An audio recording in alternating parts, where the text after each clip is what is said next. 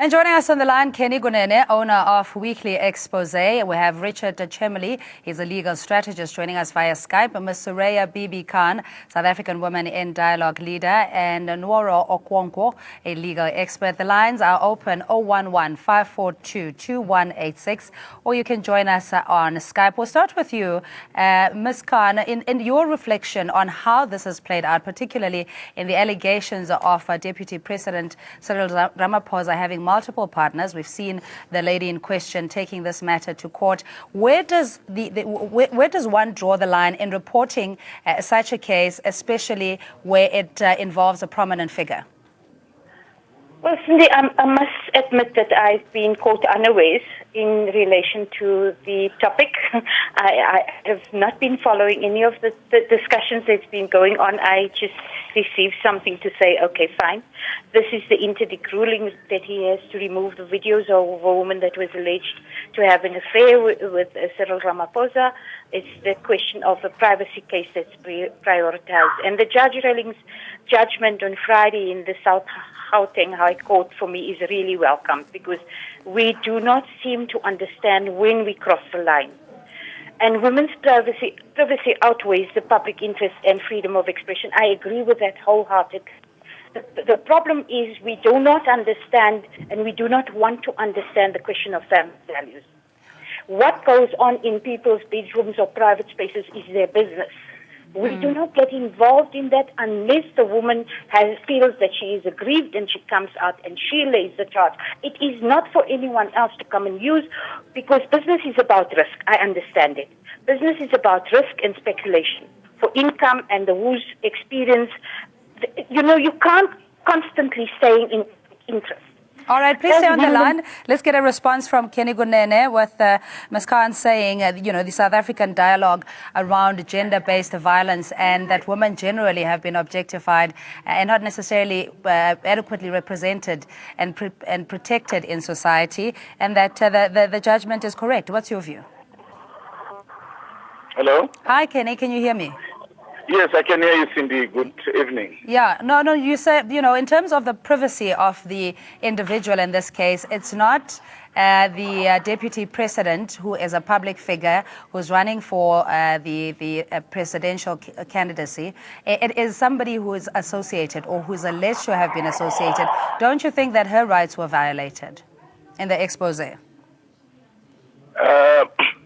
I think, Cindy, look, the judge had to make a decision by weighing the two constitutional rights, one of which is freedom of expression, one of which is privacy. Which one would then override the other in this instance? And she decided that the right to privacy does. But now, when you investigate a story like this as a newspaper, you then ask yourself, what is in the public interest? Here is a man who has portrayed himself as a paragon of moral virtue. Here is a man who is the chairperson of the South African National AIDS Council. And here is a man who has publicly, in Parliament, encouraged the use of condoms. Then here is a man who has publicly, the video has been making the round, called on older men to stay away from young girls. However, the evidence that you get as a reporter, of which my journalist got, well, this man is totally against all these things that he stands for. Number one, the evidence is he was sleeping with multiple girls, discussing ovulation dates with them, which means he's not using a condom with them. Number two, here is the man who is an older man dating 23-year-olds, not one, multiple 23-year-olds. So he is not the type of a leader who lives what he speaks. All right, please stay on the line. We have Mr. Okwonko on the line. That if you're telling a story, it would be incomplete with without the components of the characters, albeit that it hadn't necessarily been tested, but the news or the weekly expose satisfied their processes of verifying the story, so to speak. Would you say that the court or another court could find a different judgment? I stand to agree more on the ruling of today. when people talk about freedom of speech, it is not absolute. It becomes not absolute when it goes beyond the borders of libel, slander, obscenity, right to privacy. Let's look at, I don't want to go into case scenarios or case laws, but just look at a very simple layman understanding to this. There is a funeral and people have congregated and they are mourning, and somebody comes to the funeral and says, it serves you right, I killed him. What happens at that point? It becomes a different ballgame. So reporting information in terms of dissipating of news is not a problem. What the judge ruled on, if we look at the merits of the matter, are explicit exposition of videos of an individual without the person's consent is purely an abuse. And that's an intrusion of one's privacy. If you want to do that, you do what? Get the consent of the individual. That's what we are saying. It's not about public interest or the individual surrounding the whole scenario.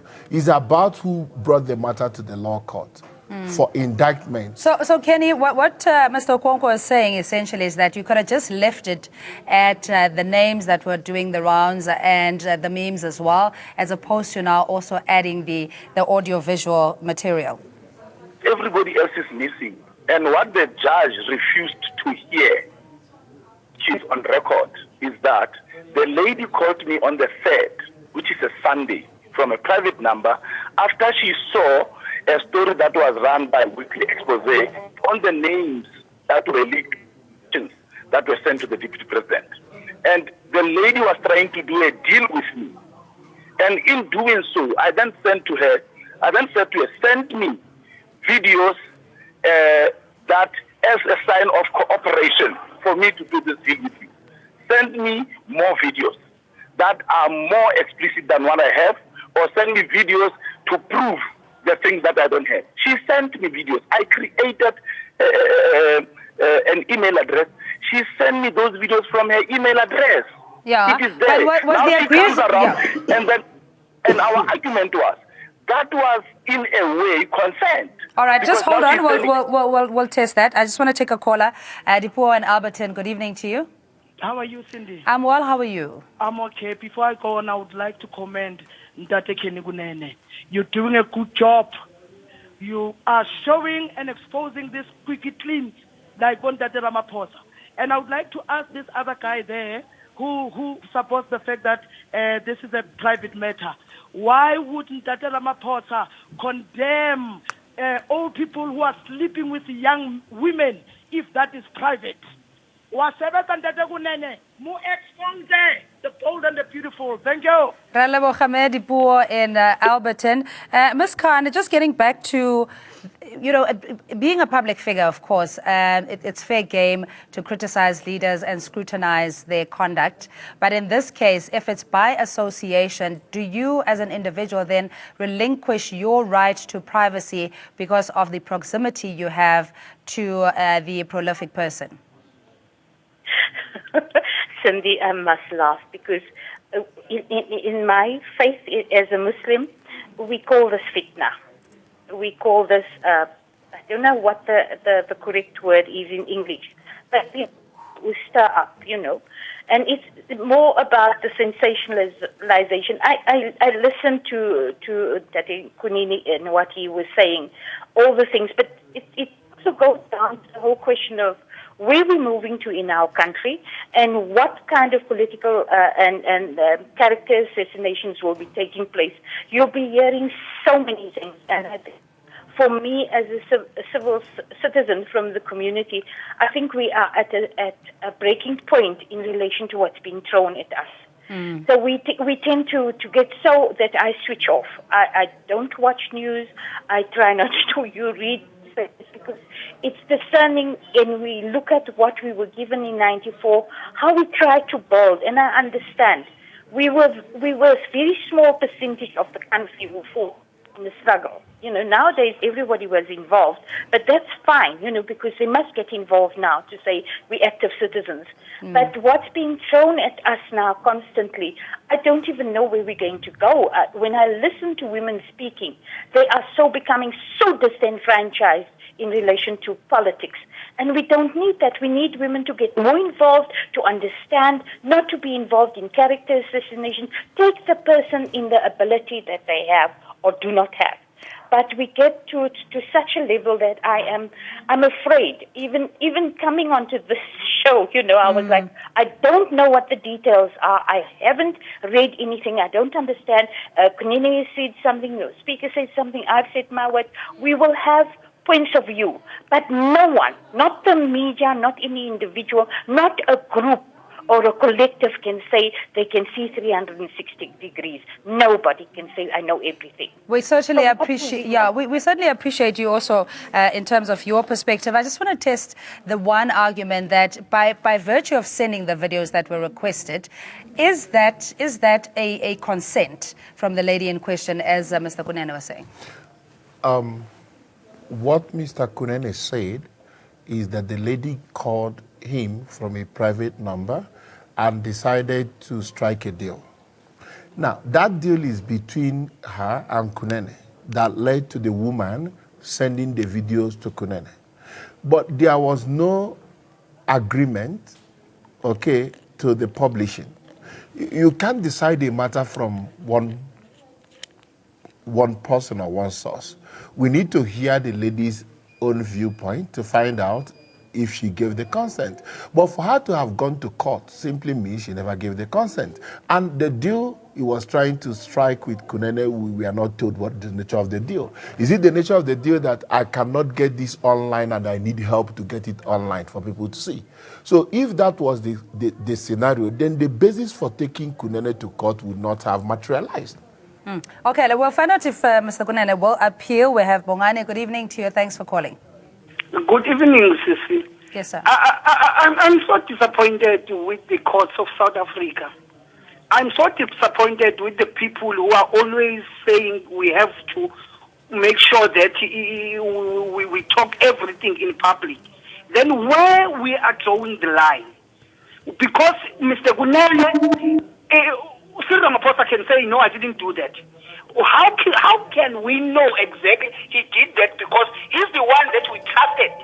He's the one that we always look up to him, that he said we must not do this, but he's doing that. But if it was Jacob Zuma, I can tell you now, the court was going to give a go-ahead if it was Jacob Zuma. Everything here in South Africa is about Jacob Zuma. That Jacob Zuma is wrong. Jacob Zuma is wrong. Babu Bongane, we're going to have to leave it there. Thanks so much. There are no holy cows indeed. All are being exposed. Duduzi in Peter Maritzburg, good evening to you. Good evening, Cindy. How are you? I'm well. How are you? I'm fine. Cindy, all I can say is that the judgments today, I think it was correct. But as for Ramaphosa, I think he needs to be told straight to his face that what he did was wrong, was very wrong. It's immoral of him. As a person who's going to be a president of South Africa, if he's elected in December, he can't be a president who is a blesser anyway. But as for that girl, I sympathize with her. I think the judgment was correct today. But as for Ramaphosa, I think I'm disappointed in him. Duduzi, thank you so much. Of course, it's going to be very difficult going to the December elective conference. As Bibi was saying, that a lot more slander will probably come out. A response from you, Kenny, and if you take this lady who's alleged to have had a relationship with this the deputy president out of the picture, and you just write your story, or rather remove the audio-visual material, you don't think the story would have had the same impact and not led to court as we've seen? It wouldn't have had the same impact. In fact, we wrote stories about Ramaphosa and Bidvest corruption with the government of Lesotho. That was leaked to us. Ramaphosa then said, we are peddling lies, we must give proof. So when we write stories that involve Ramaphosa and everybody else, now we have the burden to provide proof that what we are writing is true. We are being labeled fake news by the Sunday Times, Amabungani, Anjeni Munsami, Anton Harp, and so on.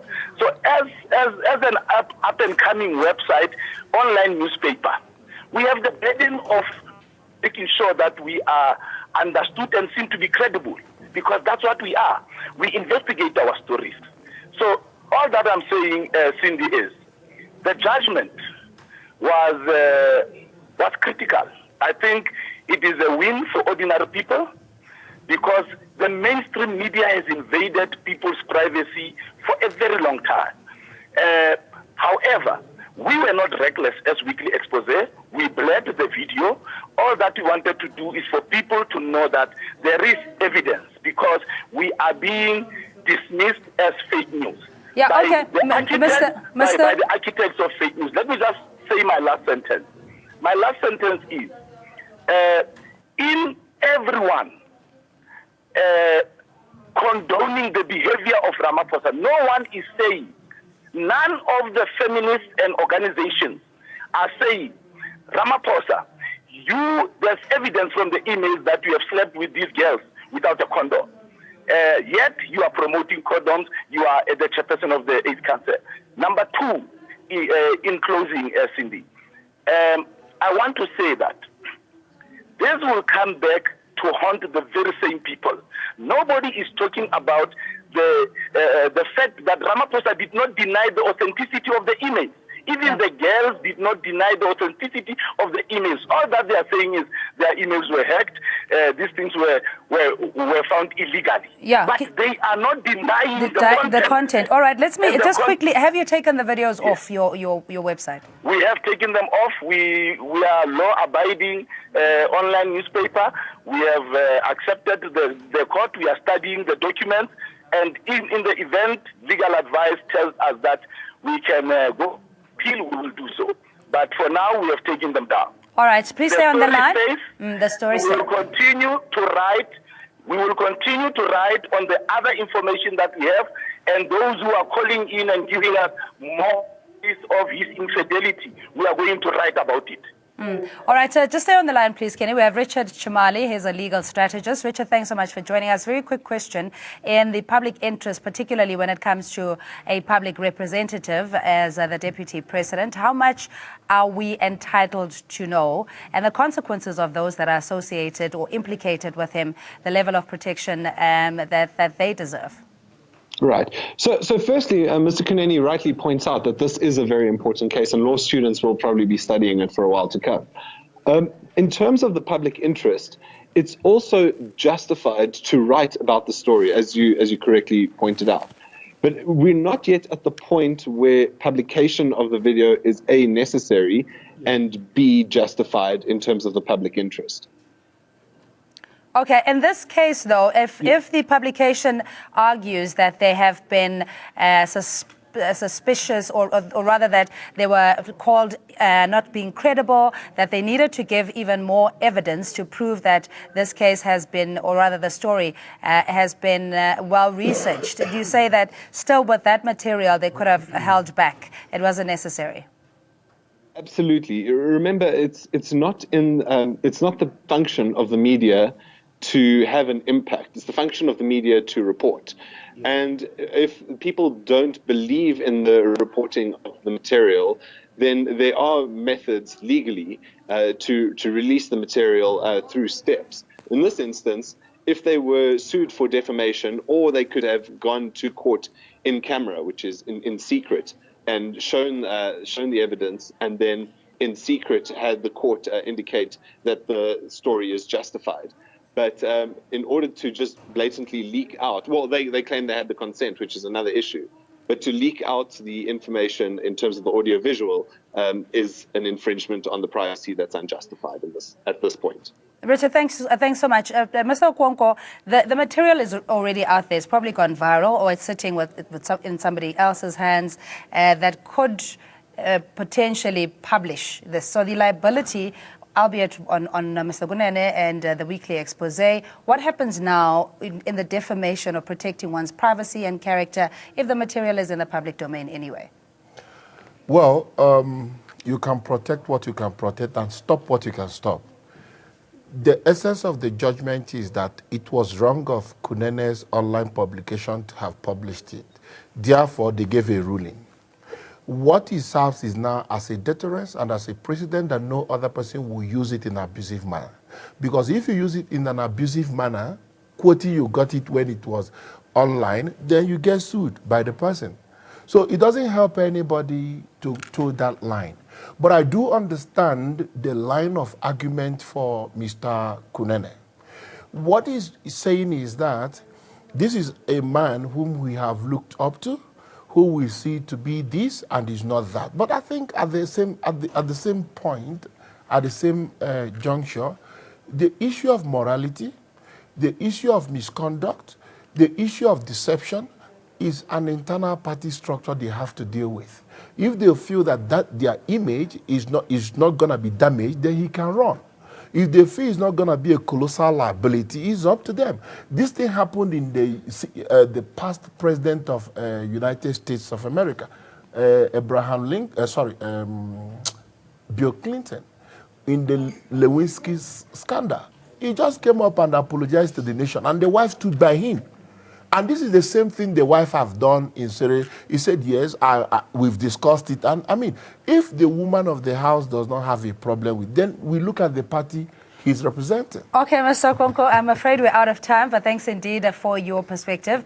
We have Mr. Okonkwo in the studio, Nwara Okonkwo, a legal expert. Kenny Kunene is owner of Weekly Expose, joining us on the phone line, and Richard Chimali is a legal strategist joining us via Skype, and Ms. Suraya Bibi Khan is with the South African Women in Dialogue. And thanks to you at home for calling in as well. We'll discuss this further on social media. For now, we'll take a quick break. We'll see you shortly.